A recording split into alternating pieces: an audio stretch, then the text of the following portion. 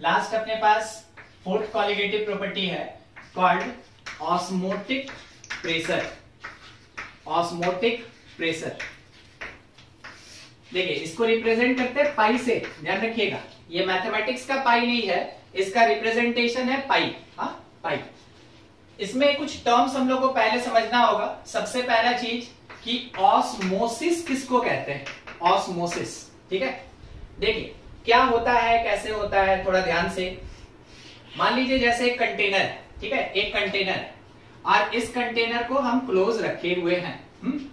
इसमें बीच में एक सेमी परमिएबल मेम्ब्रेन डाला गया, सेमी परमिएबल मेम्ब्रेन डाला गया। ठीक है, semi permeable membrane, it is SPM, semi permeable membrane, जिसमें बहुत छोटा छोटा सा होल्स होता है। ठीक है, जैसे आप देखें ना मॉस्किटो नेट, मच्छरदानी, छोटा छोटा होल होता है, उतना बड़ा नहीं होता है, वैसा स्ट्रक्चर होता है। और क्या होता है, कैसा होता है, बिल्कुल डील करेंगे। अभी बस आप नाम के साथ थोड़ा सोच के रखिए कि एक ऐसा कंटेनर है जिसका 2 कंपार्टमेंट बनाया गया और दोनों कंपार्टमेंट को सेपरेट करने वाला जो मटेरियल है वो एसपीएम है, सेमी परमिएबल मेम्ब्रेन है। ठीक है, अब ये जो एसपीएम, इसके कारण 2 कंपार्टमेंट, एक तरफ हम क्या रखें, low concentration solution, low concentration वाला सॉल्यूशन, लो कंसंट्रेटेड सॉल्यूशन, और दूसरी तरफ है high concentrated solution, high concentrated solution. तो क्या होगा कि जो लो कंसंट्रेटेड सॉल्यूशन है उससे हाई की तरफ फ्लो होगा। आपको फ्लो का डायरेक्शन दिखा, आपको फ्लो का डायरेक्शन दिखा, लो से हाई कंसंट्रेटेड की तरफ फ्लो होगा। किस चीज का फ्लो होगा, फ्लो ऑफ सॉल्वेंट होगा, फ्लो ऑफ सॉल्वेंट होगा। तो आपको ये पता कि अगर लेस कंसंट्रेटेड या लो कंसंट्रेटेड सॉल्यूशन है तो इसमें सॉल्वेंट का अमाउंट ज्यादा होगा। अगर हाई कंसंट्रेटेड सॉल्यूशन है तो सॉल्वेंट थोड़ा कम होगा।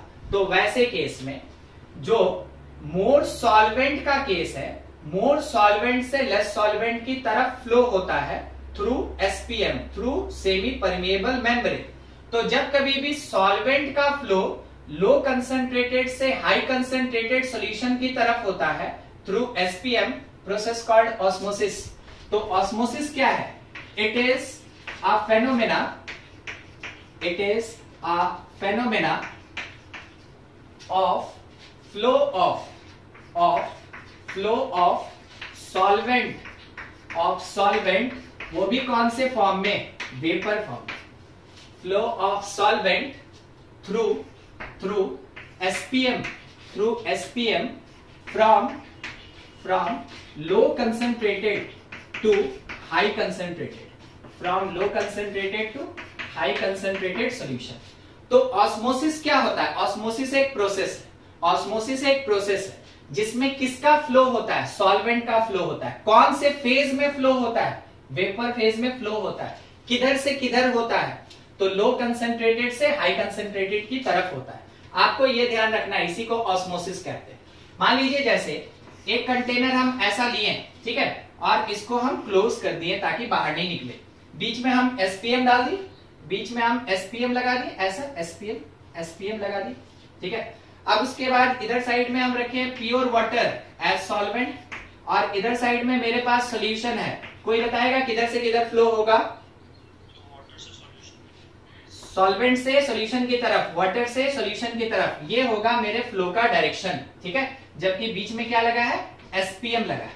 ठीक है, तो जब कभी भी लो कंसंट्रेटेड या सॉल्वेंट है उधर से हमेशा सॉल्यूशन की तरफ फ्लो होता है। In the process of osmosis हमेशा लो कंसंट्रेटेड से हाई कंसंट्रेटेड की तरफ फ्लो होता है, और वो भी किसका फ्लो होता है, सॉल्वेंट का फ्लो होता है, सॉल्यूट का नहीं होता है।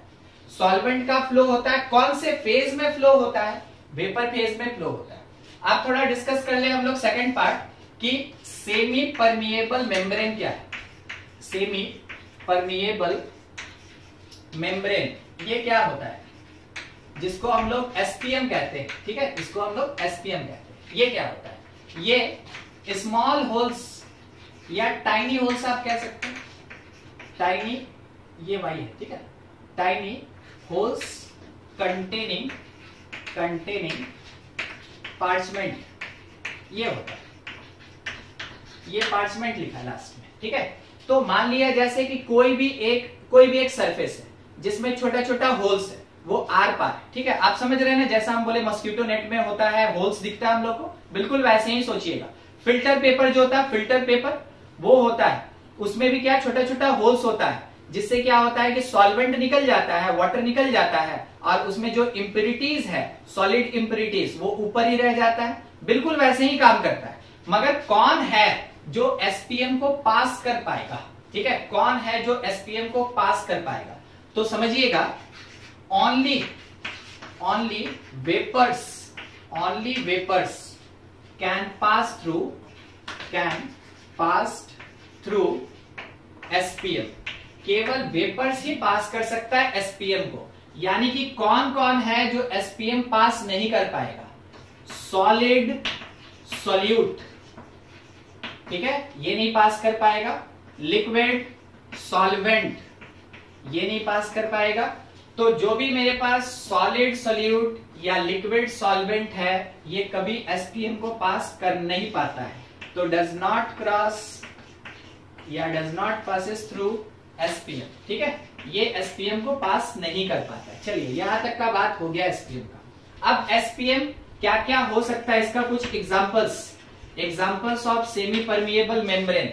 आप एग का सेल देखे हैं, एक बाहर होता है और एक अंदर में मेम्ब्रेन होता है, ठीक है। बाहर में एक सेल होता है कैल्शियम कार्बोनेट वाला, और अंदर में एक मेम्ब्रेन होता है। अगर कभी आप अंडा फोड़े हो ना, तो आपको अंदर में दिखेगा एक झिल्ली टाइप का, दैट इज द मेम्ब्रेन, और वो होता है एक एसपीएम, वो एक एसपीएम होता है।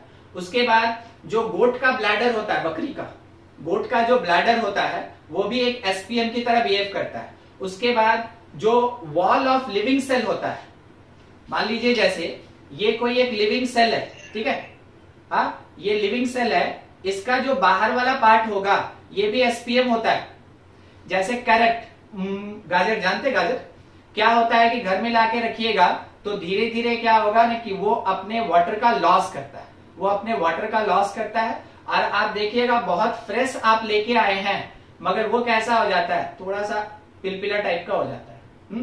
आप अगर उसको चाहते हैं कि फिर से फ्रेश कर दे, फिर से फॉर्म्ड कर दे, आप उसको पानी में डाल दीजिए। तो पानी में डाल दिए तो गाजर तो पानी पिया नहीं, ठीक है, मगर क्या हुआ कि उसके अंदर वाटर जरूर गया, ठीक है। तो उसका जो बाहर वाला ये लेयर था, बाहर वाला लेयर था, इसके थ्रू वाटर का वेपर अंदर गया, और अंदर जाके वो लिक्विड बन जाए या कुछ भी बन जाए, हमको मतलब नहीं है, मगर वो इस वॉल को कैसे क्रॉस कर रहा है, तो वेपर फेज में क्रॉस कर रहा है। तो जैसे इस वॉल को वेपर फेज में सॉल्वेंट, वाटर क्रॉस करके अंदर चला गया, then process called osmosis, process को ऑस्मोसिस कहेंगे। और इसका जो वॉल, सामने में जो वॉल है, ठीक है, इसका जो सेल वॉल है, इसको हम लोग एसपीएम बोलेंगे, ठीक है। तो ये होता है एसपीएम। एग्जांपल ऑफ एसपीएम में क्या क्या आएगा, तो आपको नॉर्मल जो बहुत कम यूज होता है, अब नहीं यूज होता है, वो लगभग गोट ब्लैडर होता है, ठीक है। उसके बाद जो एग का इनर सेल ऑफ एग कहेंगे, ये ज्यादा अच्छा रहेगा, inner cell of egg, inner cell of egg ये होता है, ठीक है। इसके साथ ये सब में काफी छोटा छोटा होता है। फिर सेलोफेन होता है, हाँ, सेलोफेन होता है। फिर उसके बाद पार्चमेंट होता है, पार्चमेंट, ये सब आप देख लेंगे बुक में, ठीक है, ये सब एग्जांपल्स है। और ये काफी वीक होता है, मतलब क्या हुआ ना कि थोड़ा सा भी अगर उसमें लगा, थोड़ा सा भी फोर्स लग गया या कहीं पे खरोच लग गया, वो फट जाएगा। तो इसका ज्यादा यूज नहीं होता है, ठीक है, इसका ज्यादा यूज नहीं होता है, मगर ये एग्जिस्ट करता है। तो किसका यूज होता है, किसका यूज होता है, देखिएगा, सिंथेटिक एसपीएम का यूज होता है। थोड़ा सा क्या होता है ना कि रिलीजन का भी बात हो जाता है, इस कारण से आदमी इसको नहीं यूज करता है। इस कारण से सिंथेटिक एसपीएम का यूज होता है, और ये होता है क्यूप्रिक फेरोसाइनाइड, क्यूप्रिक फेरोसाइनाइड। ये बहुत बेस्ट, मतलब बेस्ट बोल सकते हैं इसको, ठीक है, ये बेस्ट एसपीएम होता है, क्यूप्रिक फेरोसाइनाइड। अब क्यूप्रिक फेरोसाइनाइड क्या फॉर्मूला एग्जिस्ट करेगा, Cu2 FeCN होल 6, ठीक है। ये एक कॉम्प्लेक्स कंपाउंड है, आपके 12th क्लास में इनऑर्गेनिक में पूरा एक चैप्टर है कोऑर्डिनेशन कंपाउंड। ये कोऑर्डिनेशन कंपाउंड है, ये कॉम्प्लेक्स कंपाउंड है, ठीक है।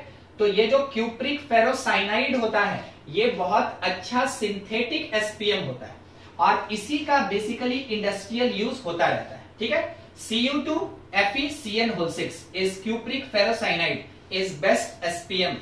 तो आप समझे एसपीएम क्या होता है, छोटा छोटा होल कंटेन करने वाला जो भी एक लेयर मिल जाए, जो भी एक मेम्ब्रेन मिल जाए जिससे कि केवल कौन पास कर सकेगा, वेपर पास कर सकेगा। यहां डाले लिक्विड मगर यहां से बाहर केवल कौन निकल पाएगा, वेपर, ठीक है।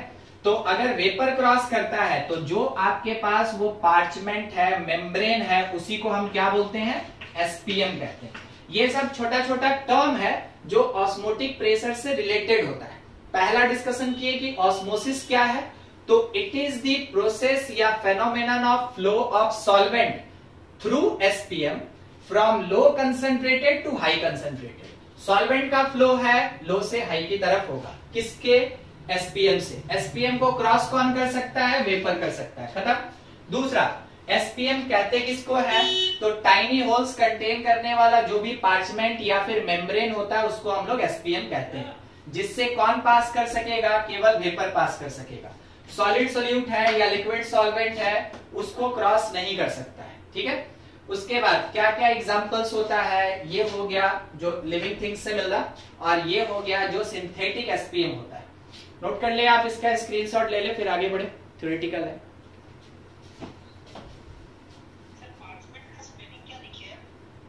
नहीं सुन पाए क्या, कभी विल्टेड फ्लावर्स देखे हैं, वो मुरझाया हुआ फूल, मुरझाया हुआ फूल, ठीक है। वो गुलाब का फूल थोड़ा सा मुरझा जाता है, विल्टेड फ्लावर कहते हैं उसको।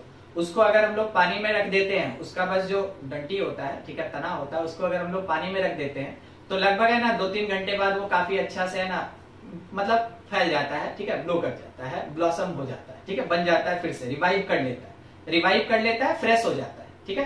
तो वो जो प्रोसेस हुआ उसमें क्या हुआ, फिर से फ्लो हुआ, किसका फ्लो हुआ, सॉल्वेंट का। किधर से किधर, सॉल्वेंट यानी लो कंसंट्रेटेड से बॉडी के अंदर गया, फ्लावर के बॉडी के अंदर गया, इसका मतलब लो से हाई कंसंट्रेटेड की तरफ गया, वो भी ऑस्मोसिस, ठीक है। उसके बाद मान लीजिए जैसे ना एक छोटा सा चीज, ये तो आप नोट कर लिए होंगे, हम आपको बता रहे हैं, ये सब आप बुक में थोड़ा पढ़ लीजिएगा, एग्जांपल्स थोड़ा कैसे कैसे चेक करते हैं। एग है, एग, तो एग का जो सबसे बाहर वाला सेल होता है दैट इज कैल्शियम कार्बोनेट, आप क्या कीजिए, इसको डाल दीजिए HCl के अंदर। HCl सॉल्यूशन में जैसे डालिएगा ये पूरा हट जाएगा। उसके बाद एग आपको मिलेगा, एग तो आपको मिलेगा मगर यहाँ पे केवल इनर सेल है, यहाँ केवल इनर सेल है, बाहर वाला घुल गया HCl में, खत्म। और यही जो इनर सेल एग का होता है इसको एसपीएम कहते हैं। डिक्लेरेशन तो यही कह रहा है कि इसको एसपीएम कहते हैं। आप थोड़ा पता लगाएं कि हाँ ये एसपीएम की तरह काम करता है कि नहीं। तो क्या करना है कि किसी एक कंटेनर में पानी ले लीजिए बस, और इसमें ये वाला एग डालिए, एग विथ इनर सेल, धीरे धीरे क्या करेगा, स्वेल कर जाएगा, ठीक है। आप अंडा डाले थे इतना छोटा सा, वो लगभग इतना बड़ा हो जाएगा। तो आपको क्या लगा, वो क्यों फूल गया, क्या खुशी में फूल गया, नहीं, वो अंदर में पानी था, तो जो वाटर था वो उसके अंदर चला गया ड्यू टू ऑस्मोसिस, सही, ड्यू टू ऑस्मोसिस वो वाटर अंदर चला गया, और वाटर अंदर जाने के कारण वो एग क्या हुआ, स्वेल कर गया, ठीक है, फैल गया। अब इसी एग को आप डाल दीजिए जो बना के रखे इनर सेल वाला NaCl सोल्यूशन में, ठीक है। NaCl सोल्यूशन में क्या होगा, वो श्रिंक कर जाएगा, वो श्रिंक कर जाएगा। तो आपको क्या समझ में आया, NaCl ज्यादा कंसंट्रेटेड कि एग के अंदर का मटेरियल ज्यादा कंसंट्रेटेड, NaCl ज्यादा कंसंट्रेटेड। तो क्या हुआ कि एग के अंदर से सॉल्वेंट बाहर निकल गया, एग के अंदर से सॉल्वेंट बाहर निकल गया, तो ऑब्वियस सी बात है अंदर का मटेरियल कम होगा तो वो क्या होगा, श्रिंक करेगा, वो छोटा हो जाएगा। तो ये एक एक्सपेरिमेंट ऐसा किया गया जिससे कि बताया जा सका कि जो एग का इनर सेल होता है वो एसपीएम की तरह बिहेव करता है। वैसे हम लोग यहाँ कहीं पे लिस्टिंग भी किए थे, ये इनर सेल ऑफ एग, ये हम लोग लिस्टिंग भी किए। तो बस इसके लिए एक एक्सपेरिमेंट किया गया और पता लगाया गया कि जो इनर सेल होता है एक का वो भी एक एसपीएम होता है, और ज्यादा बड़ा कुछ सिग्निफिकेंस नहीं होता इसका। ठीक है, चलिए इतना काम हो गया।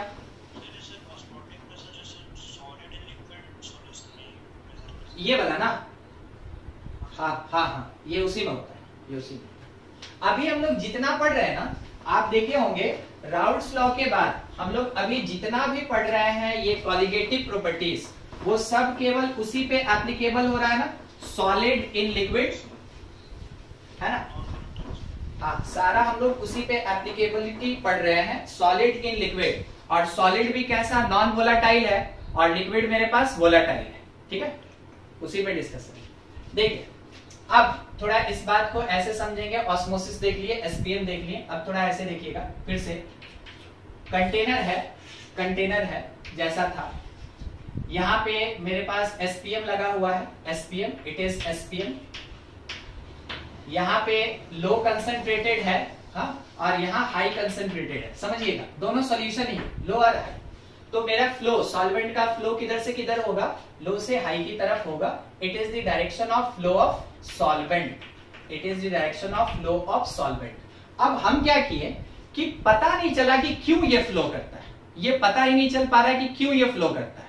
तो समझिएगा बस उसी चीज पे हम डिस्कस कर रहे हैं। ठीक है, फ्लो किया, हम उसको बोले कि ऑस्मोसिस प्रोसेस हो रहा है, मगर अभी तक ये नहीं समझे कि क्यों फ्लो कर रहा है, वो चीज समझना है।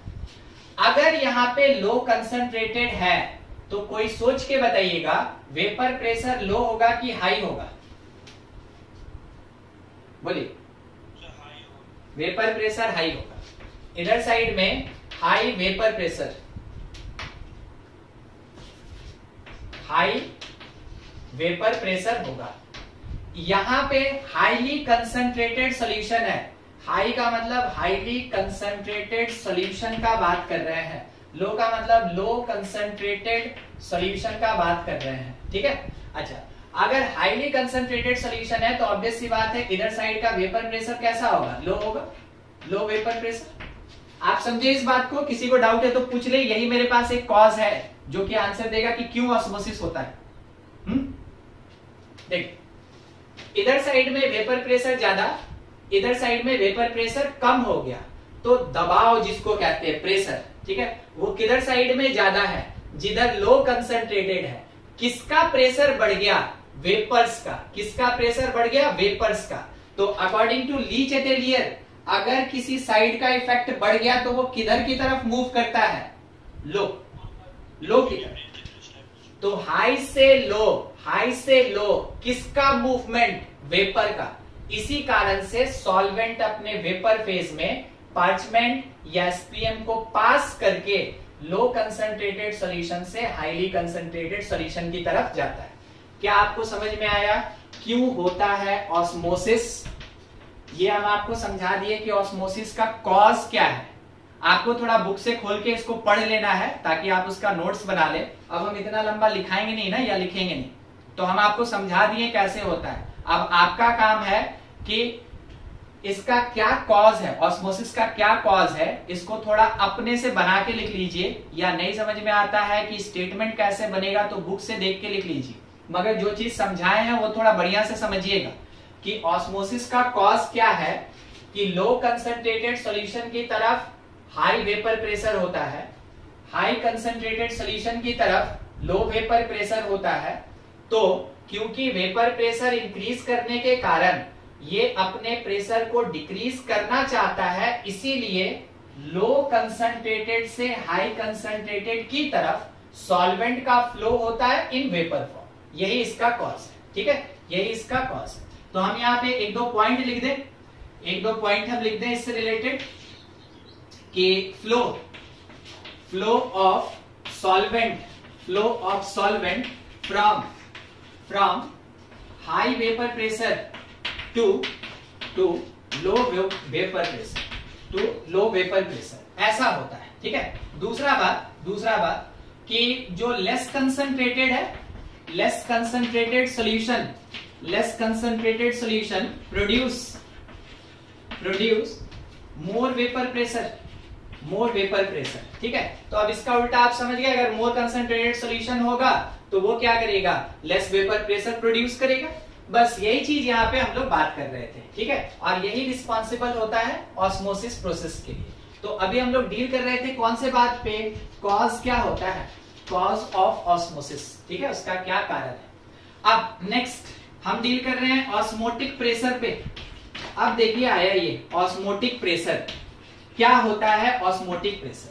तो देखिए अभी आप देखिए कि जनरल तौर पे ऑस्मोसिस का मतलब हुआ लो कंसंट्रेटेड से हाई कंसंट्रेटेड की तरफ फ्लो होगा सॉल्वेंट का।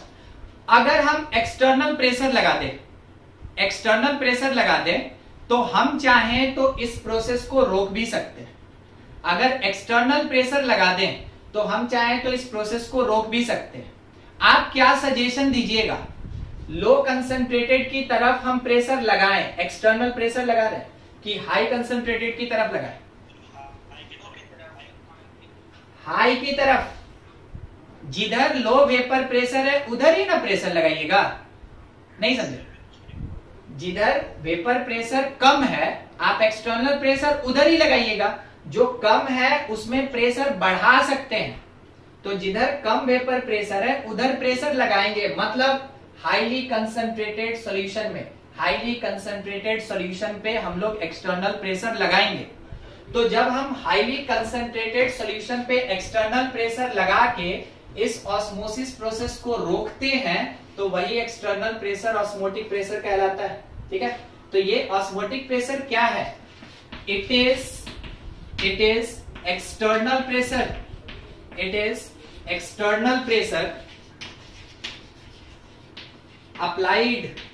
applied on highly concentrated solution, highly concentrated solution to stop process of osmosis process को रोकने के लिए हाईली कंसंट्रेटेड सॉल्यूशन की तरफ जो एक्सटर्नल प्रेशर लगता है that is called osmotic pressure, ठीक है, that is called osmotic pressure. मेरे पास एक कंटेनर है, इसको हम ऐसे क्लोज करके रखे हैं, ठीक है, और यहाँ पे एक छोटा सा हम ऐसे बना के रखे हैं और इसको हम टैप बंद करके भी रखे हैं, जरूरत पड़ने पे हम इसको खोल भी सकते हैं, ठीक है, ऐसा।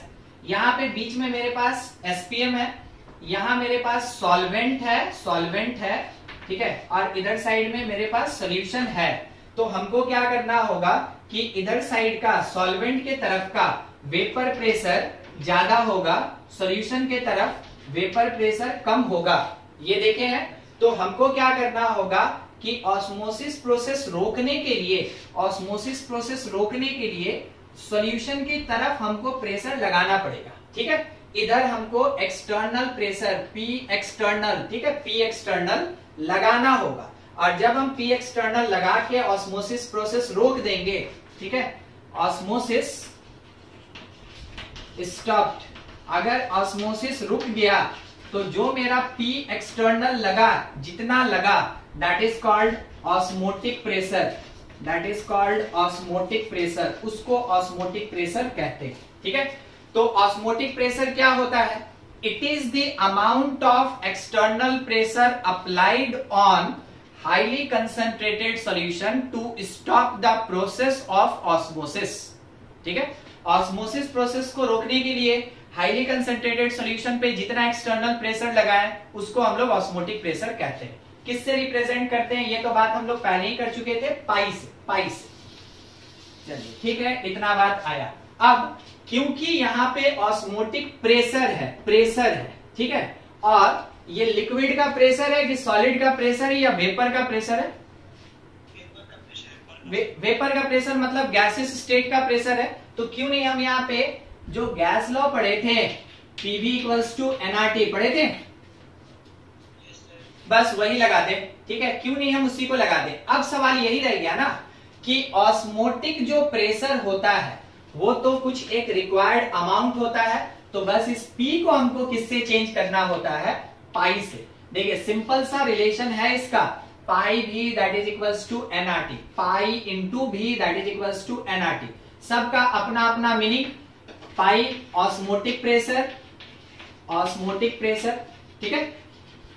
फिर उसके बाद आर आप जान रहे हैं गैस कांस्टेंट है, गैस कांस्टेंट है। फिर उसके बाद एन जो हो गया नंबर ऑफ मोल्स है, नंबर ऑफ मोल्स। टी जो है, अच्छा नंबर ऑफ मोल्स किसका, वेपर का?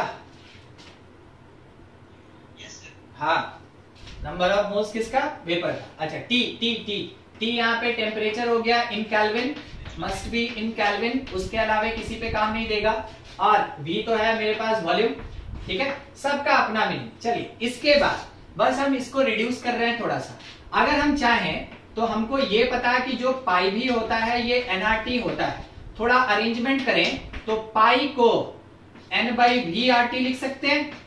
एन बाई वी क्या होता है, कोई बताएगा हमको? मोलारिटी, मोलारिटी, ये मोलारिटी है।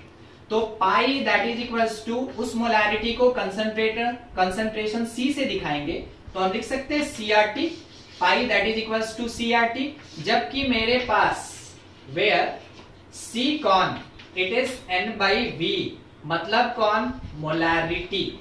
ये कौन, मोलारिटी, ठीक है, ये मोलारिटी। तो pi is equals to CRT, ये मेरा बेस्ट रिलेशन होगा जिसको हम लोग यूज करेंगे। अच्छा इसी में अगर हम चाहें तो देखिएगा, पाई को हम ऐसे भी तो लिख सकते हैं। देखिएगा, pi is the osmotic pressure, pi is the osmotic pressure that is equals to n के प्लेस पे mass of solute divided by molar mass of solute into V into R into T, ठीक है। Pi is equals to W by M V R T लिखा जा सकता है, W by M V R T. अच्छा यहां से हम क्या क्या काम कर सकते हैं बस वो बता दें, ठीक है। इसका सिग्निफिकेंस क्या है हम बस लिखेंगे, थोड़ा समझा दे आपको क्यों लिखें। Pi directly proportional to the mass of solute, pi inversely proportional to the molar mass of solute, pi directly proportional to the number of moles of solute, ठीक है। अगर ये तीन बात हुआ तो हम लोग ये कह सकते हैं कि पाई जो है एक कॉलिगेटिव प्रॉपर्टी है।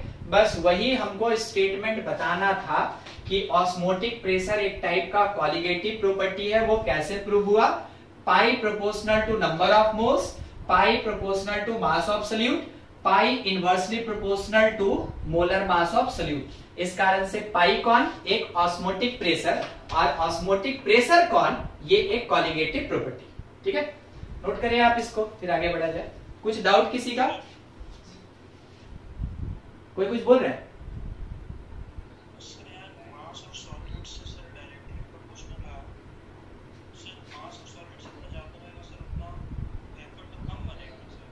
ये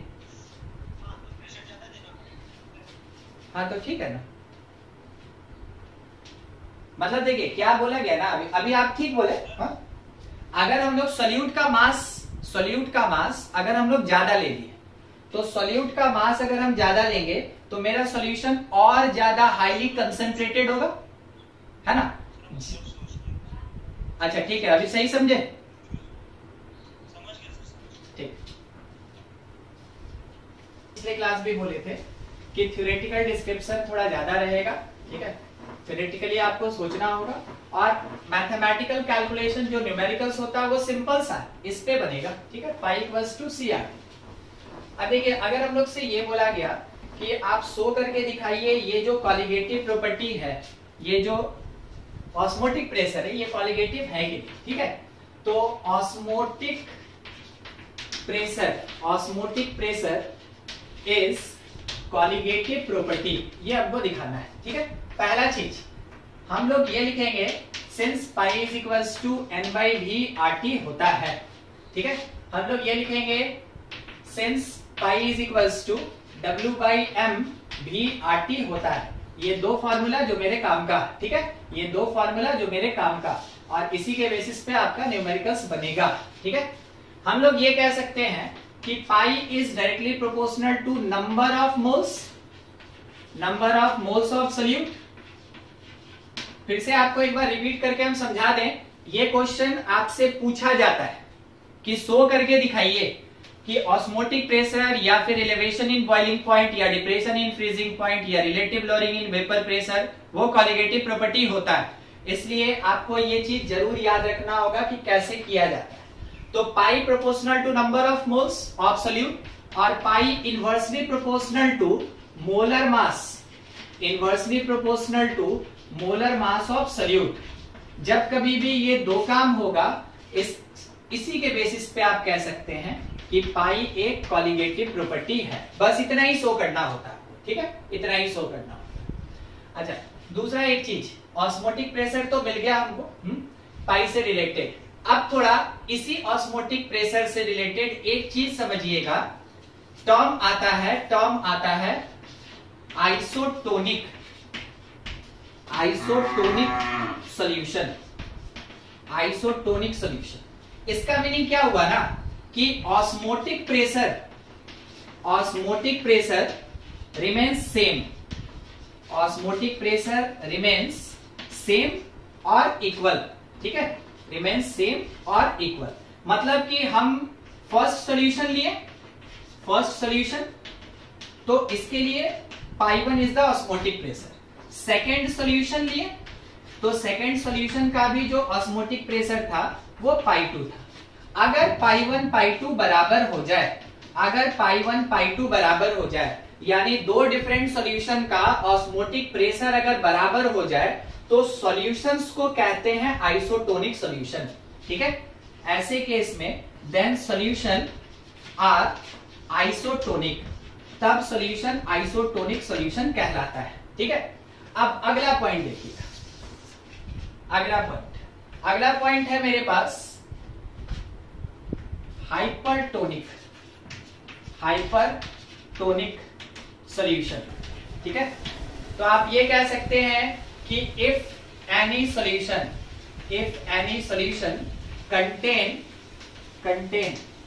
मैक्सिमम वैल्यू या मैक्सिमम ऑस्मोटिक प्रेशर, ठीक है, देन तो वैसे केस में इसको कहा जाता है hypertonic, then called hypertonic solution, ठीक है।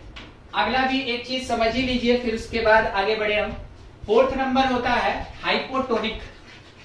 Hypotonic solution.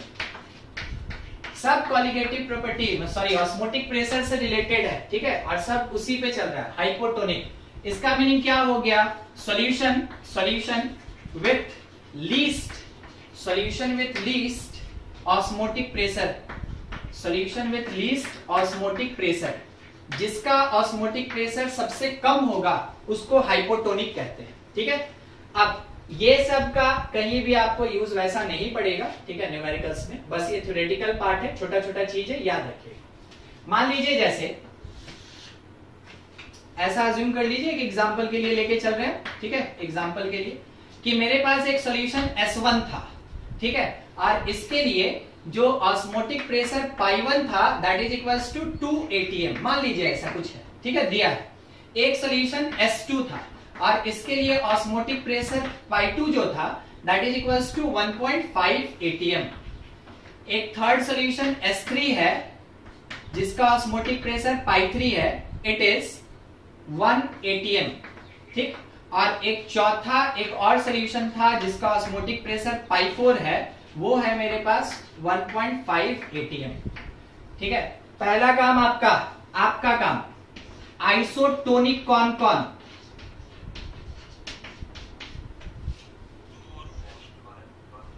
2 और 4, जिसका पाई वैल्यू सेम हो गया इज कॉल्ड आइसोटोनिक। तो आप ये कह सकते हैं कि S2 और S4 आइसोटोनिक है। सॉल्यूशन आइसोटोनिक होता है, ये ऑस्मोटिक प्रेशर आइसोटोनिक नहीं होता है, ठीक। दूसरा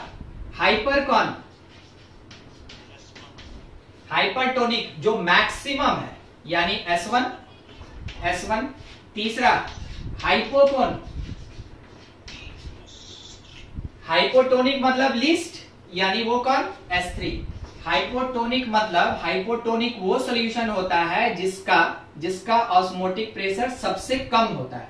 तो जब हम 4 सॉल्यूशन का सैंपल लिए, सबका ऑस्मोटिक प्रेशर निकला, अब उसके बेसिस पे अगर अगर ऑस्मोटिक प्रेशर इक्वल है देन कॉल्ड आइसोटोनिक।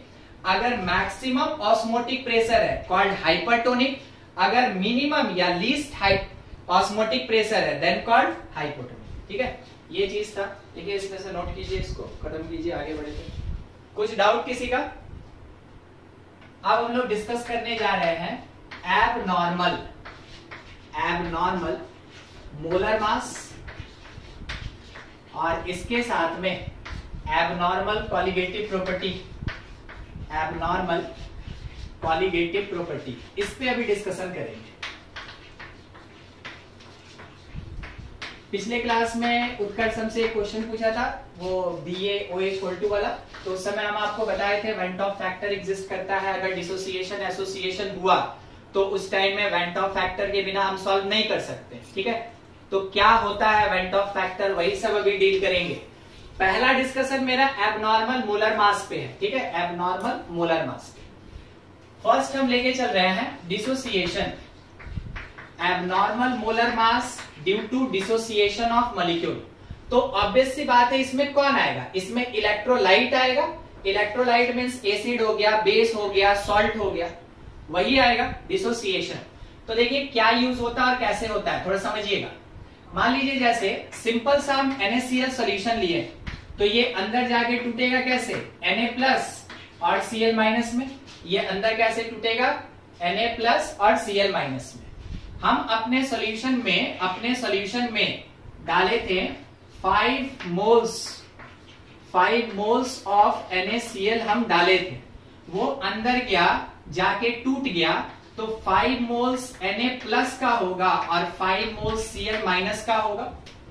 ये चीज क्लियर है? हम बाहर से 5 मोल NaCl एज सोल्यूट अंदर डाले, वो एक्वस सॉल्यूशन के अंदर गया तो 5 Na+ होगा और 5 Cl- होगा। यानी कि अब हम ये कहें एक नंबर बात, ठीक है, कि in solution number of particles कितना? Number of particles that is 10, number of particles 10। और हम ये कह सकते हैं कि सॉल्यूशन में जब ये गया तो नंबर ऑफ पार्टिकल 5 डाले थे, बन गया 10। तो कौन सा प्रोसेस हुआ? It is dissociation. ये टूटा है, तो नंबर ऑफ पार्टिकल बढ़ गया। तो थर्ड चीज कोई बताएगा हमको? मोलर मास इन सॉल्यूशन कितना होगा?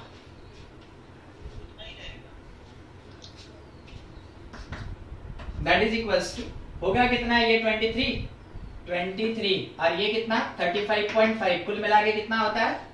58.5/2।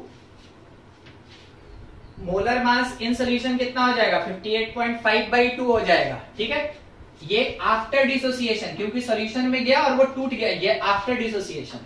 अब अगर हम आपसे ये बात करें मोलर मास बिफोर डिसोसिएशन, तो बिफोर डिसोसिएशन अगर हम लोग बात करें तो NaCl का मोलर मास 58.5 होगा। क्या आपको दोनों में डिफरेंस समझ में आया, हाँ कि ना? सुनिएगा एक बार फिर बताते हैं। 5 मोल डाले थे, अंदर जाके 10 मोल हो गया। 1 मोल डाले थे, अंदर जाके 2 मोल हो गया। ठीक है, अंदर जाके 2 मोल हो गया। डाले थे हम उसको 58.5 ग्राम, अंदर जाके वो 2 पार्ट में डिवाइड हो गया। तो एक पार्ट के लिए मास क्या कंसीडर्ड होगा? It is half of 58.5। बस वही चीज लिखा हुआ है। देखिए इतने में 3 पॉइंट में और यहाँ के कॉन्सेप्ट में अगर कुछ दिक्कत है आप जरूर पूछें, तब जाके आगे बढ़ेंगे। और नहीं, देखिए होता क्या है ना कि आप इसका और इसका Na+ और Cl- का कोई बात ही नहीं करते। आप बात करते हैं किस चीज का? आप बात करते हैं किस चीज का? पार्टिकल्स का। ठीक है, आप डिस्कस करते हैं किसका? पार्टिकल्स का। Colligative property directly depends upon number of particles. ठीक है, उसके नेचर पे नहीं डिपेंड करता, नंबर ऑफ पार्टिकल्स पे डिपेंड करता। मेरे पास कोई Na+ नहीं, मेरे पास कोई Cl- नहीं, मेरे पास कौन? पार्टिकल्स। डाले थे 1 पार्टिकल, अंदर जाके वो बन गया 2 पार्टिकल, डाले थे 58.5 ग्राम, अंदर जाके वो 58.5/2 के 2 पार्ट में डिवाइड हो गया। 58.5 के बाई 2 2 पार्ट में डिवाइड हो गया, ठीक है। तो 58.5 2 पार्ट में डिवाइड, तो एक पार्ट का मास कितना, हाफ ऑफ 58.5। तो वहां पे हम लोग इसके नेचर से और इसका जो अपना मास होता है उससे कोई मतलब नहीं, केवल किस चीज को ध्यान में रखेंगे, ध्यान में रखेंगे आप इस वर्ड को कि वहां पे केवल कौन है, पार्टिकल्स। समझे उदय? हाँ ठीक है। और किसी को? चलिए ठीक, ये था। तो अगर मोलर मास सॉल्यूशन में हाफ हो गया, क्योंकि यहां 2 पार्टिकल में टूटा था, it is called abnormal molar mass. Abnormal molar मास, इसी को एबनॉर्मल मोलर मास कहा जाता है, ठीक है। ये है abnormal molar mass of solute due to dissociation. दूसरा एक और चीज, इसी में एक और एग्जांपल ले लें हम, एक और एग्जांपल। मान लीजिए जैसे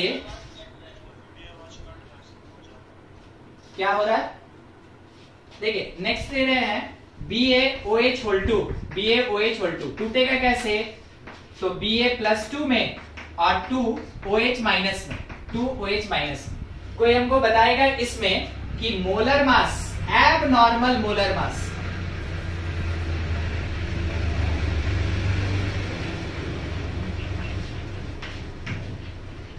अगर नॉर्मल मोलर मास m है, मान लीजिए, ठीक है, कैलकुलेशन वाला बात है, नॉर्मल मोलर मास मेरे पास m है, तो कोई बताएगा एब नॉर्मल कितना होगा,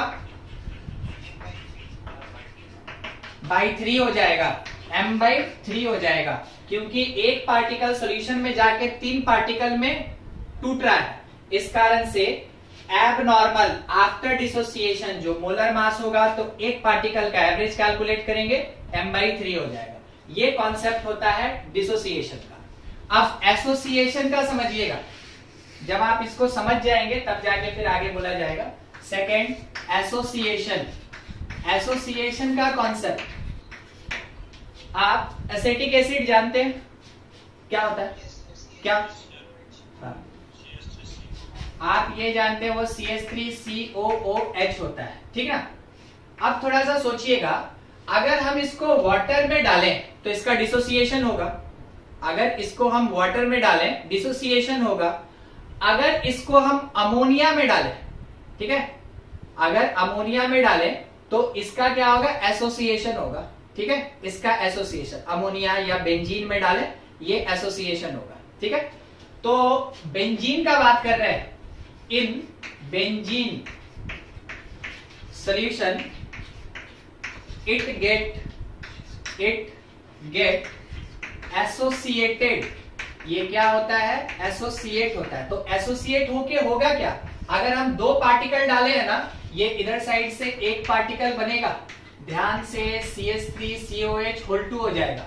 लेफ्ट में हम इनपुट कितने का डालें, 2 पार्टिकल का, और आउटपुट यानी सॉल्यूशन में जाने के बाद वो कितना पार्टिकल बन गया, एक पार्टिकल बन गया। नंबर ऑफ पार्टिकल बढ़ा कि घटा, घट गया, नंबर ऑफ पार्टिकल मेरा घट गया। यानी जब कभी भी एसोसिएशन होता है मॉलिक्यूल्स का, पार्टिकल घटता है, जब डिसोसिएशन होता है मॉलिक्यूल का, पार्टिकल बढ़ता है। अब थोड़ा सोच के बताइएगा, अगर मेरे पास नॉर्मल मोलर मास मान लीजिए m है, तो मेरे पास एब नॉर्मल कितना होगा, दैट इज 2m। नहीं सुने? वो CH3COH होल 2 है। अरे जैसे नहीं होता H2 होता है ना, H2, बस वैसे ही वो सफिक्स में 2 है, दोनों ज्वाइंट हो गया, दोनों 2 मॉलिक्यूल था, ज्वाइंट होके एक मॉलिक्यूल बन गया, एक मॉलिक्यूल, ठीक है, तो इसको बोलेंगे होल 2, ठीक, हाँ। तो ये CH3COOH होल 2 है, ठीक है। तो एब नॉर्मल मोलर मास कितना होगा, 2m हो जाएगा। यहां पे अगर नॉर्मल मोलर मास बात करें तो केवल इतने का, और एब नॉर्मल बात करें तो 2 पार्टिकल एक साथ एसोसिएट हो गया, तो एब नॉर्मल मोलर मास कितना हो जाएगा, 2m हो जाएगा, ठीक है। अगर ऐसा ही हम सोचे कि 3 यूनिट ए को डाले और वो बन गया A3 तो एबनॉर्मल मोलर मास कितना, दैट इज 3m हो जाएगा। एबनॉर्मल मोलर मास कितना हो जाएगा, 3m हो जाएगा। बस यही होता है कॉन्सेप्ट एसोसिएशन और डिसोसिएशन का। ये कॉन्सेप्ट है, इसका यूज अभी आगे हम लोग का बाकी है। ये केवल कॉन्सेप्ट है डिसोसिएशन और एसोसिएशन। देखिए क्या हुआ ना कि एक्सपेरिमेंट किया जाता था, कॉलिगेटिव प्रॉपर्टी निकालना है तो एक्सपेरिमेंट किया जाता था। हम आपको पहले भी बोले डेल टीवी हो गया, डेल टीएफ हो गया, इन सब का जो फॉर्मूला आ रहा था तो हम आपको बोले थे ये एक्सपेरिमेंटल डेटा है। अब क्या होता था कि कोई भी अगर कॉलिगेटिव प्रॉपर्टी निकालना है तो एक्सपेरिमेंट किया जाता था। अब वो लोग अपना थ्योरेटिकल कैलकुलेशन करके रखता था कि 2 आएगा, और जब प्रैक्टिकली देखता था तो वो 3 आ जाता था। तो वो लोग सोचा कि पता नहीं कहां गलती हो रहा है, ठीक है। कभी वो लोग सोच के रखा था कि 2 आएगा और एक्सपेरिमेंट करके देखा तो रिजल्ट उसको क्या मिल गया, 1। मतलब कि एग्जैक्टली वो वैल्यू नहीं मिल रहा है।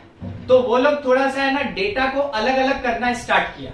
वो लोग क्या देखा कि अगर कभी भी एसोसिएशन या डिसोसिएशन होने वाला मॉलिक्यूल्स डालते हैं, ठीक है, अगर एसोसिएशन और डिसोसिएशन होता है सॉल्यूशन में, ठीक है, अगर इन सॉल्यूशन, तो वैसे केस में then value of colligative property changes.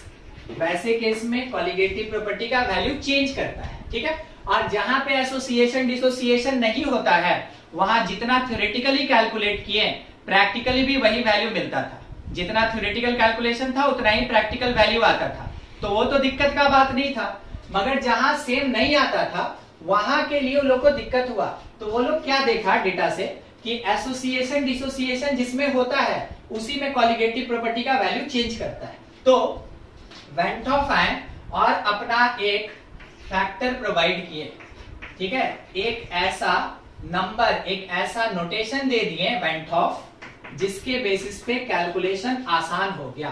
तो उसको हम लोग वेंट हॉप्स फैक्टर कहते हैं, वेंट हॉप्स फैक्टर, और रिप्रेजेंट किया जाता है स्मॉल लेटर के आई से। तो वेंट हॉफ क्या बोले ना कि अगर आपका एसोसिएशन होता है तो आई का वैल्यू लेस देन 1 होगा। अगर डिसोसिएशन होता है तो आई का वैल्यू ग्रेटर देन 1 होगा। कितना होगा वो हम लोग देखेंगे कि कैसे वो निकाले थे। ग्रेटर देन 1 होगा। और अगर एसोसिएशन डिसोसिएशन कुछ नहीं होता है, दोनों में से कुछ नहीं होता है, वैसे केस में आई का वैल्यू 1 होगा। ध्यान दीजिएगा क्या क्या बोले, अगर एसोसिएशन है, इन एसोसिएशन हम ये कह सकते हैं आई का वैल्यू लेस देन 1 होगा। इन डिसोसिएशन, अगर डिसोसिएशन होता है, जो सॉल्यूट डाले उसका डिसोसिएशन होता है तो आई का वैल्यू ग्रेटर देन 1 होगा। अगर ना तो आइसोसिएशन हो रहा है, नाइदर एसोसिएशन नॉर डिसोसिएशन, ठीक है, तो वैसे केस में आई का वैल्यू 1 होगा, ठीक है। नाइदर एसोसिएशन और डिसोसिएशन अगर हो रहा है तो आई का वैल्यू वेंट ऑफ फैक्टर कितना होगा, 1 हो जाएगा। ये तो वो बता दिए कि हाँ देखो ऐसा होता है कि एसोसिएशन होता है तो आई का वैल्यू 1 से कम होता है, डिसोसिएशन होता है आई का वैल्यू ग्रेटर देन 1 होता है, एसोसिएशन डिसोसिएशन कुछ नहीं हुआ आई का वैल्यू 1 होता है। कौन से बेसिस पे? On basis of experimental and theoretical data of colligative property. जो भी ऑब्जर्व्ड वैल्यू मिला उसके एक्सपेरिमेंटल और थ्योरेटिकल डेटा के बेसिस पे। फिर उनसे पूछा गया कि आई अगर एग्जैक्ट निकालना है तो क्या करें। आई लेस देन 1 बोल दिए तो ये तो कहीं भी जा सकता है, कुछ भी हो सकता है। आई ग्रेटर देन 1 है तो कोई भी वैल्यू हो सकता है, कैसे निकालें, ठीक है। तो वो क्या किए, फॉर्मूला दिए, देखिएगा, I that is equals to normal molar mass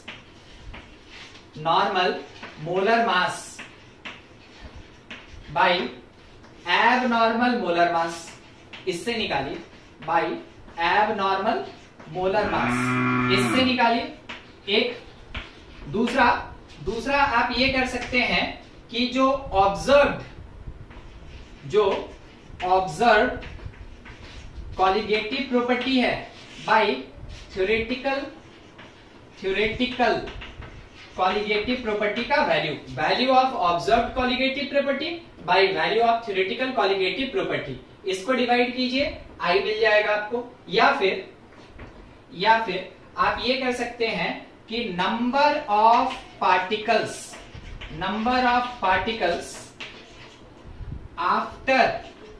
after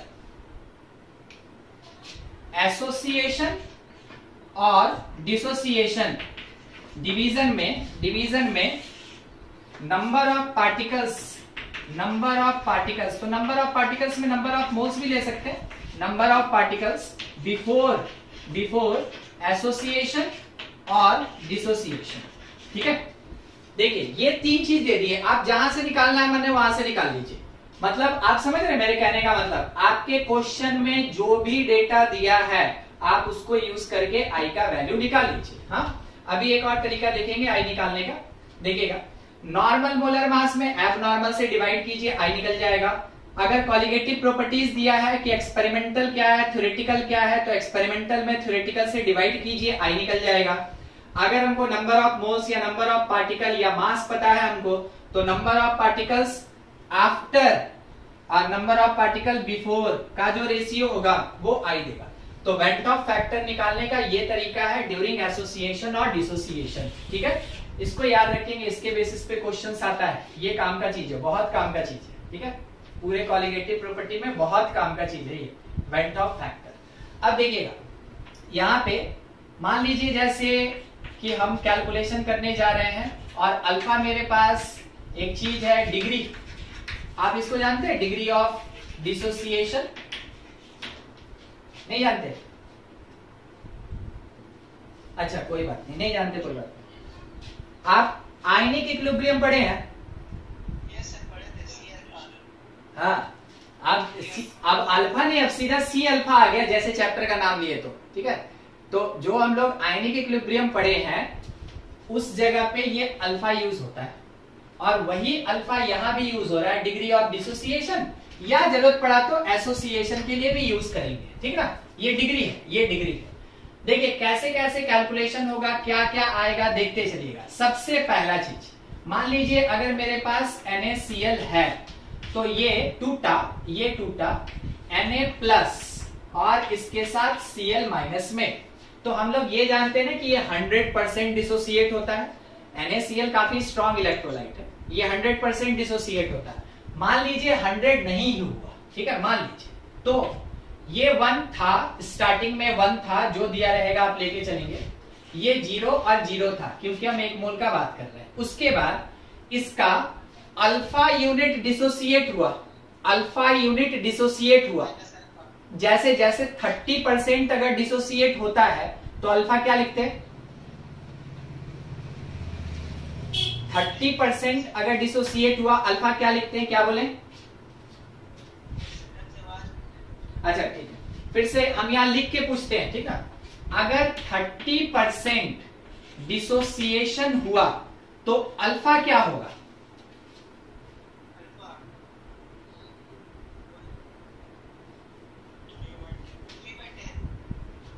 हाँ ठीक है, ये सही 0.3 है ना। 30% अगर डिसोसिएशन हुआ तो अल्फा क्या होगा? 0.3। अगर 20% डिसोसिएशन हुआ तो अल्फा क्या होगा? 0.2।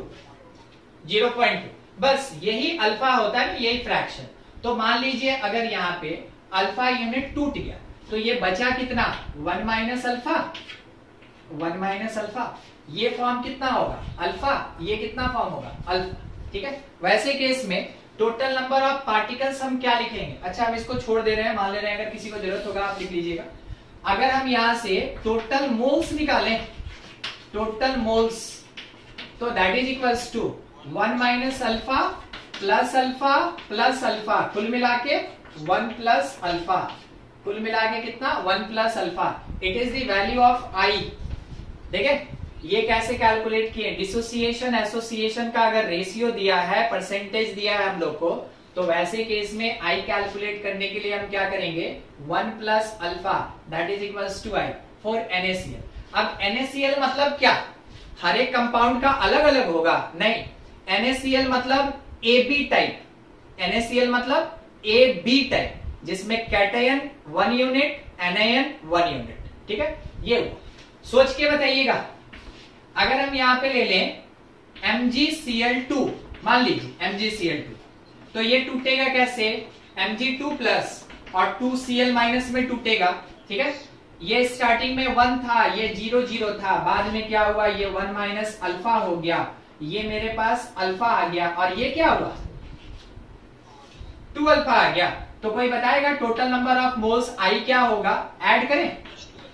हाँ हाँ, ऐड करेंगे 2 अल्फा ना, तो रिजल्ट आई जो मिलेगा हमको, ये 1 प्लस 2 अल्फा होगा। देखिए कैसे हम लोग वेंट ऑफ फैक्टर निकालेंगे अगर एसोसिएशन डिसोसिएशन का डिग्री दिया रहेगा यानी अल्फा दिया रहेगा। ये भी तरीका होता है वेंट ऑफ फैक्टर निकालने का, नोट करें आप इसको, बहुत काम का चीज और सॉल्यूशन में बहुत इंपॉर्टेंट होता है ये।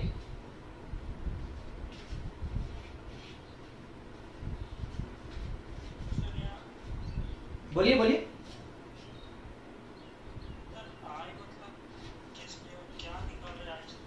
ये आई, ये वेंट ऑफ फैक्टर है। ये वेंट ऑफ फैक्टर जो होता है ये टोटल मोल्स को रिप्रेजेंट करेगा।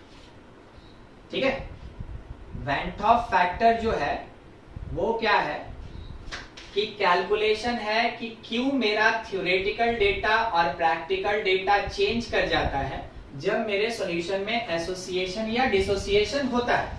ठीक है, समझ गए आई क्या होता है।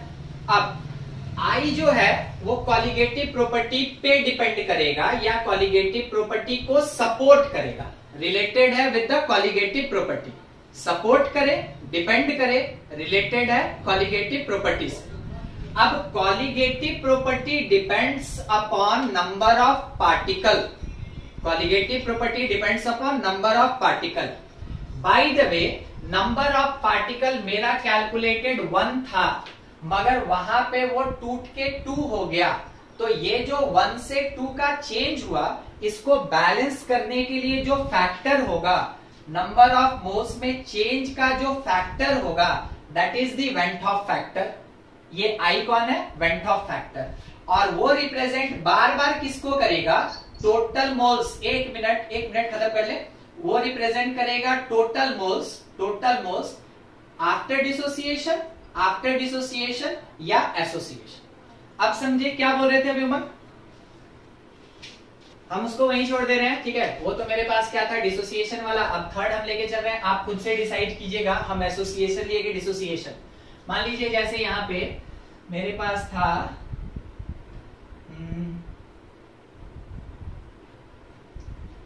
BH3, ठीक है, ऐसा है, और ये इधर जाके बन गया B2H6।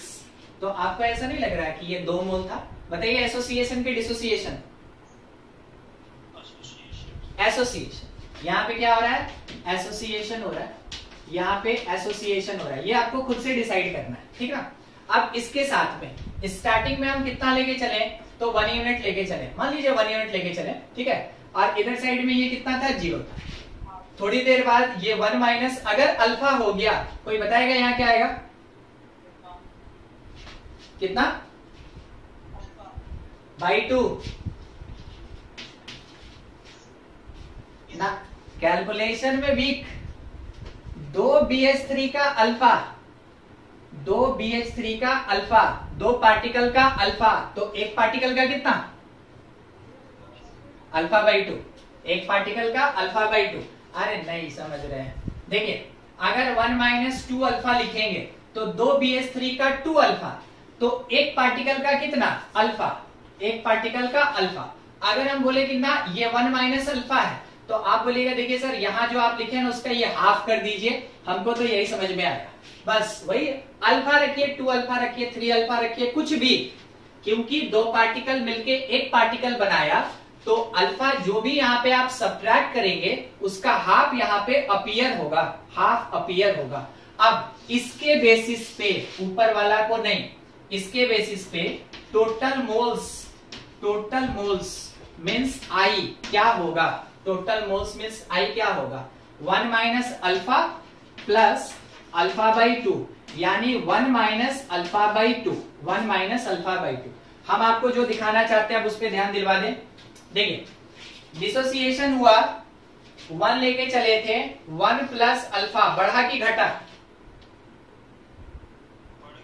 बढ़ गया। कौन बढ़ गया? आई का वैल्यू बढ़ गया, आई का वैल्यू बढ़ गया। ठीक है, अच्छा यहां पे भी डिसोसिएशन हुआ था, फाइनली 1 प्लस 2 अल्फा, आई का वैल्यू बढ़ा कि घटा? बढ़ गया। यहां पे total moles 1 minus alpha by 2, आई का वैल्यू बढ़ा कि घटा? घट गया, घट गया। आपको याद होगा अभी अभी हम लोग पढ़े थे आई लेस देन 1 और आई ग्रेटर देन 1। आई अगर लेस देन 1 हुआ मीन्स एसोसिएशन, अभी अभी लिखे थे, और आई अगर ग्रेटर देन हुआ मीन्स डिसोसिएशन। डिसोसिएशन, क्या आप मेरी बात को समझ रहे हैं? यहाँ एसोसिएशन हुआ तो 1 में से कुछ भी सब्ट्रैक्ट कीजिएगा वो लेस देन 1 होगा। अगर 1 में कुछ ऐड किया गया तो 1 में कुछ भी ऐड कीजिएगा वो 1 से बड़ा होगा। I is greater than 1। During dissociation I increases, during association I decreases. Less than 1, greater than 1। समझ में आया I का कैलकुलेशन कैसे करते हैं? ठीक है, चलिए ये था I के कैलकुलेशन से रिलेटेड पार्ट कि I कैसे निकलेगा, वहां तक हम लोग समझ गए बाय द फॉर्मूला या फिर एसोसिएशन डिसोसिएशन हम कैलकुलेशन कर लिए, I मेरा निकल गया। अब इसका यूज क्या है I का, कहां यूज करें, कैसे यूज करें?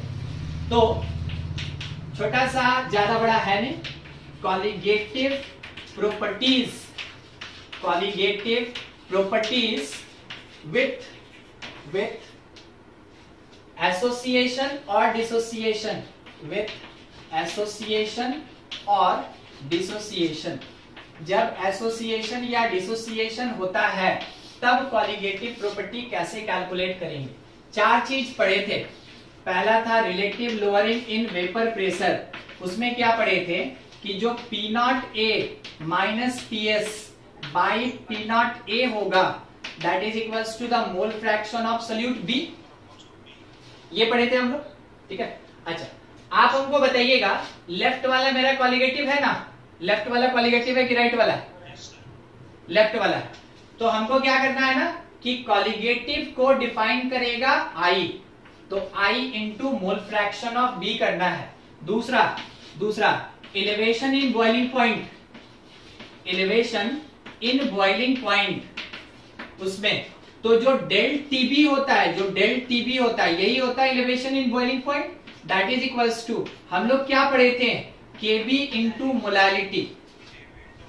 हाँ ठीक है, मोलालिटी। अब यहां पे आई आके मल्टीप्लाई हो जाएगा, यानी एसोसिएशन डिसोसिएशन हुआ तो डेल T B is equals to van't Hoff factor i into K B into molality. ठीक है, ये यूज करना है। नेक्स्ट देखिएगा, थर्ड नंबर, अगर हम लोग डिप्रेशन का बात करें, depression in freezing point, depression in freezing point, तो डेल टीएफ क्या पढ़े थे हम लोग, केएफ मोलालिटी। अब during association dissociation went Hoff factor multiplied. ठीक है, फोर्थ अभी आज ही पढ़े हम लोग, ऑस्मोटिक प्रेशर, आज स्टार्टिंग में हुआ था ना, यही से तो स्टार्ट ही हुआ था। ऑस्मोटिक प्रेशर, पाई जो होता है वो CRT होता है। अगर एसोसिएशन डिसोसिएशन हुआ तो हमको I इंटू CRT लेके चलना पड़ेगा। ठीक है, समझ में आया वेंट ऑफ फैक्टर का क्या यूज होता है?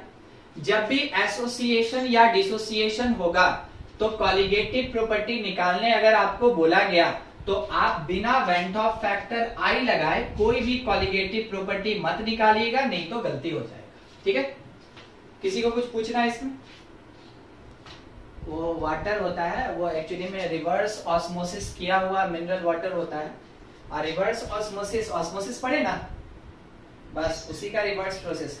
हम क्या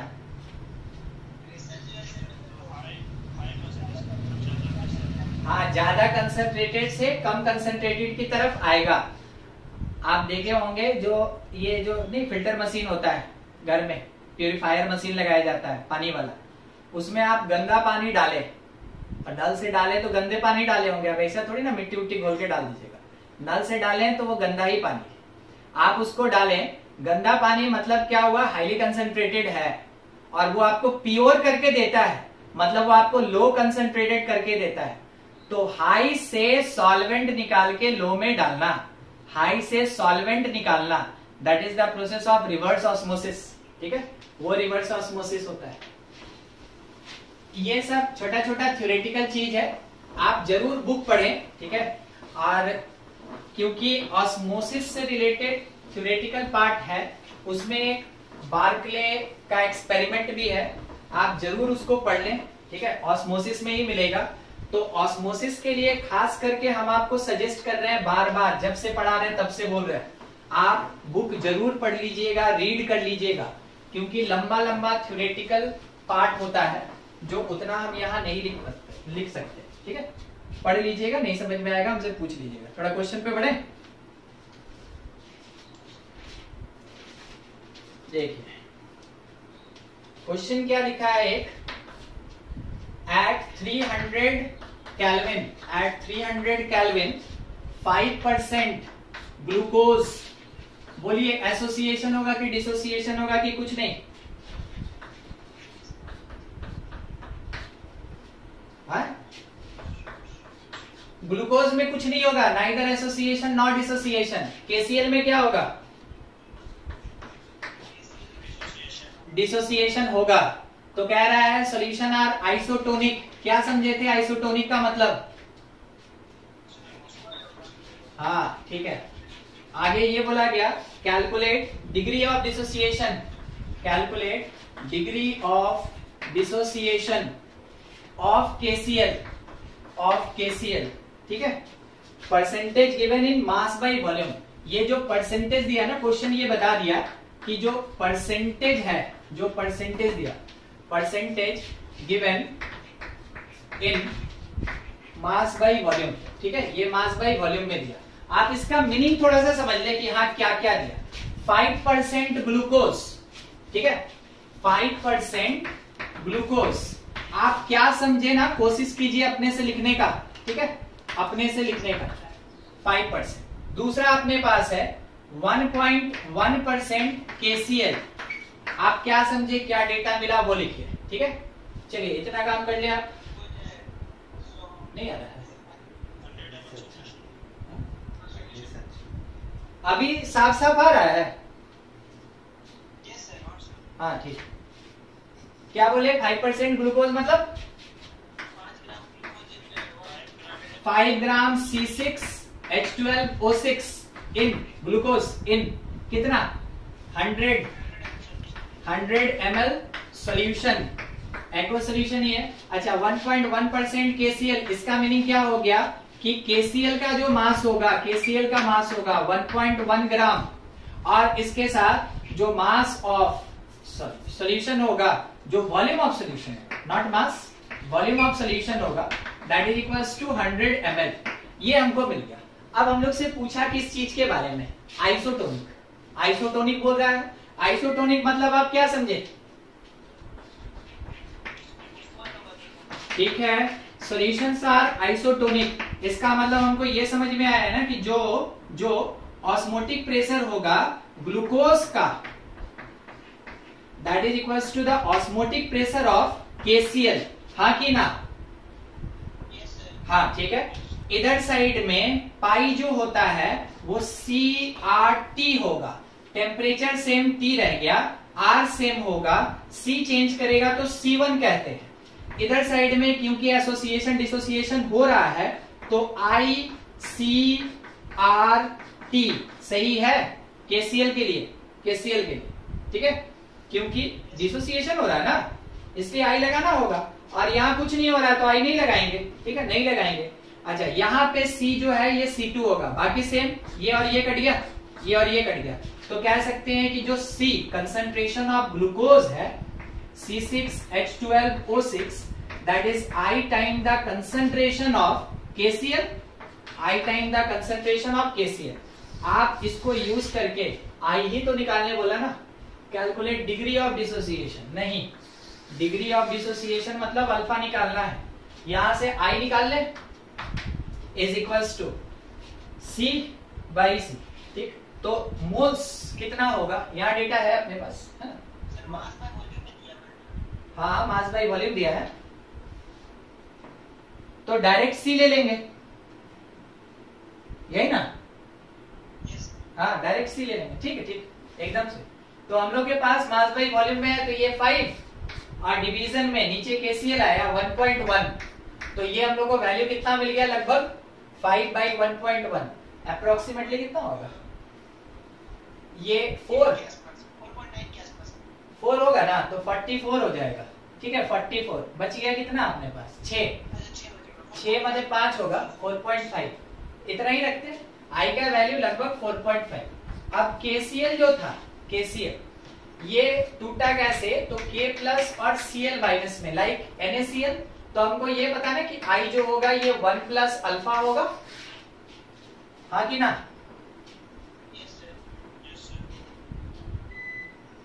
तो ये तो ज्यादा हो जाएगा अल्फा।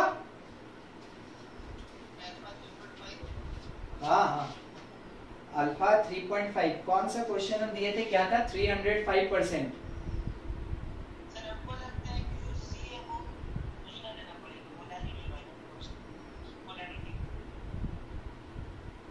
अरे नहीं, जानते हैं यहाँ पे, हाँ इसी जगह पे हम लोग को एक मिस्टेक किए ना, क्योंकि आंसर 0.8 के करीब कुछ दिया है। ठीक है, देखिए हम क्या मिस्टेक किए हैं हम लोग, वो चीज समझिएगा। ये दोनों सब्सटेंस अलग अलग है ना, तो मोलर मास तो अलग हो जाएगा, समझे? सब्सटेंस अलग अलग है, मोलर मास अलग हो जाएगा। I is equals to concentration number of moles, तो नंबर ऑफ मोल्स के लिए मास कितना लिए थे हम लोग, 5। इसका कैलकुलेशन, इसका कैलकुलेशन है। ठीक है, 5 ग्राम, और डिवीजन में उसका मोलर मास कितना होता है, 180 होता है ना ग्लूकोज का, और उसके साथ में वॉल्यूम कितना दिया हुआ है, 100 दिया हुआ है। ये हो गया किसके लिए, ग्लूकोज के लिए, C6H12O6 के लिए। और डिवीजन में मेरे पास ये भी तो आएगा C2, और ये C2 किसका है, KCl का, तो उसका मास कितना दिया, 1.1, और डिवीजन में 180 के जगह हम लोग मोलर मास KCl का लेंगे, K का कितना होता है 39 और Cl का 35, तो 39 और 35 कितना हो गया 4, और यहाँ पे 7, 74.5 और इसके साथ मल्टीप्लाइड बाई 100। देखिए क्या हम लोग का गलती हुआ था, देखा, मोलर मास। ठीक है, अब सॉल्व करेंगे, ये कट गया, ये वाला जो पार्ट था ये KCl का था, ध्यान रखिएगा ये KCl का था। अब I निकलेगा इज इक्वल्स टू 74 ऊपर गया 74.5, नीचे आया 1.1 इंटू 180, यहाँ 5 से जो कैंसिलेशन हो कितनी बार में कट जाएगा, लगभग 3 और 6। ठीक है, 36 है, तो 36 से इसका डिवीजन कर ले हम, देखते हैं क्या आता है। 74.5 पॉइंट हटा ही दे रहे हैं, और 36, तो 36 2 टाइम में 72 देगा, यहाँ 2 और 5 नहीं कैंसिल होगा, तो हम लोग यहाँ पे 0 बिठाएंगे, पॉइंट डालेंगे, यहाँ 0 आ जाएगा। फिर कितने टाइम में, लगभग 5 टाइम में 180, 6 टाइम में, हाँ 6 टाइम में चला जाएगा, लगभग 20.6 आएगा, 20.6, और नीचे कौन है 11, इसका वाला 11 डिवाइड कर लें तो 1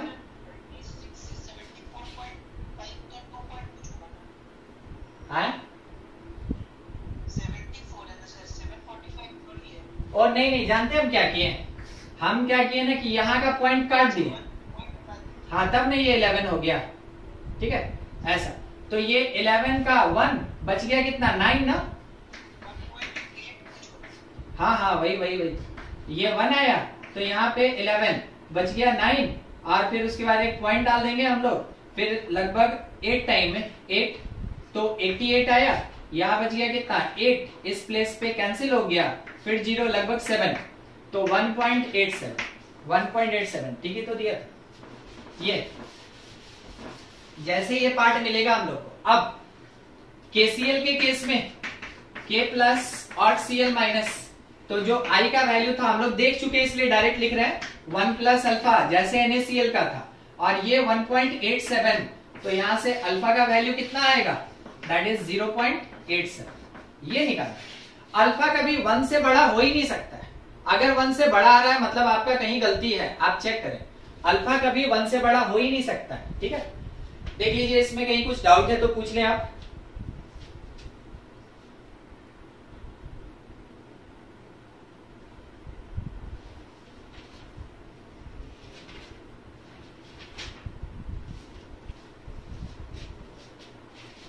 देखिए क्वेश्चन क्या दिया है,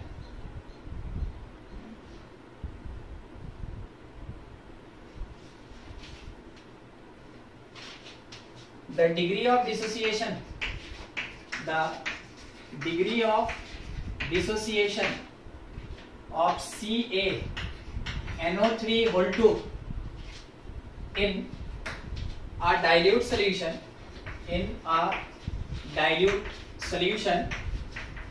containing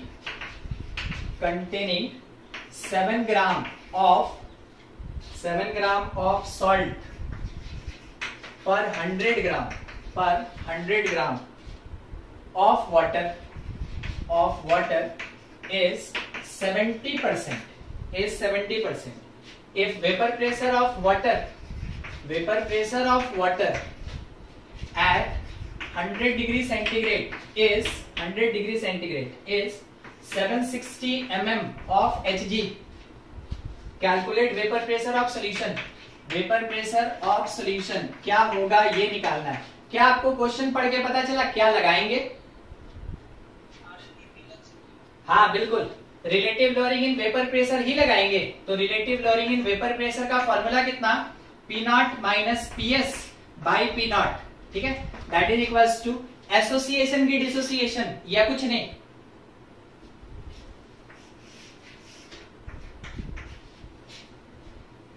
देखे, हाँ ये तो क्वेश्चन बोल ही दिया, डिग्री ऑफ डिसोसिएशन निकालिए। किसका निकालिए? इसका CaNO3 का। तो हमको पता चला कि I लगेगा और I के साथ कौन आएगा, मोल फ्रैक्शन ऑफ सोल्यूट आएगा। सोल्यूट कौन, CaNO3 सोल्यूट कौन, CaNO3 सॉरी यहां नहीं, होल 2, ठीक है ऐसा। अब हमको बस इसमें कैलकुलेशन करना है। क्या क्या दिया क्वेश्चन थोड़ा देख लें। अच्छा, क्वेश्चन में हमको प्रोवाइड किया 7 ग्राम ऑफ सॉल्ट पर 100 ग्राम ऑफ वाटर। तो mass of salt 7 gram, 100 gram of water, solvent 100 gram. क्या करना है कि यहां से आप नंबर ऑफ मोल्स निकाल सकते हैं CaNO3 का गिवन मास बाई मोलर मास। तो 7 बाई कितना होगा 40, ये कितना हो गया 28, 28 और ऑक्सीजन 96, ठीक है। देखिए कितना हो रहा है, 4 9 2 11 11 और 5 16, 164 आ गया। ये आया मेरे पास क्या, इसका नंबर ऑफ मोल्स। सेम वैसे ही मास ऑफ वाटर दिया तो number of moles of water आप निकाल ले 100/18 करके। इसके बेसिस पे आपको मोल फ्रैक्शन मिल जाएगा, मोल फ्रैक्शन निकल जाएगा। आपका काम है, ठीक है, इतना कर लीजिएगा CaNO3 ये आप निकाल लेंगे इसके बेसिस पे। अब आगे क्या दिया कि वाटर इज 70%, क्या है द डिग्री, देखिए पढ़ने का तरीका, the degree of dissociation of salt पर 100 ग्राम ऑफ वाटर इज 70%। क्या दिया हमको, अल्फा दिया। कितना दिया अल्फा, 0.7। अब अल्फा के बेसिस पे हम चाहें तो I निकाल लें। CaNO3 का होल 2 छूटेगा कैसे, Ca2 प्लस और 2NO3 माइनस। तो यहां पे I किसके बराबर होगा, कोई बोलेगा I कितना होगा, ठीक है, हाँ I 1 + 2 अल्फा। अरे बिल्कुल उसके जैसा MgCl2 देखे थे ना अभी एग्जांपल में, MgCl2 उसके जैसा। I कितना 1 + 2 अल्फा, 1 + 2 अल्फा। अब हम लोग अगर अल्फा का वैल्यू पुट कर दें तो I निकल जाएगा 1 + 2 × 0.7 दैट इज 2.4 इतना मिल गया I का वैल्यू। I निकल गया, आप यहां पुट करेंगे, ये निकला हुआ था और देखिए क्या दिया है, 760 mm किसका, वाटर का। पी नॉट दे दिया है, पी नॉट कितना, 760 mm। आई मिल गया, पी नॉट मिल गया, मोल फ्रैक्शन मिल गया। आपको क्या निकालना है कि पीएस क्या होगा, घर पे कैलकुलेट कर लेंगे। तरीका समझ में आ गया आपको।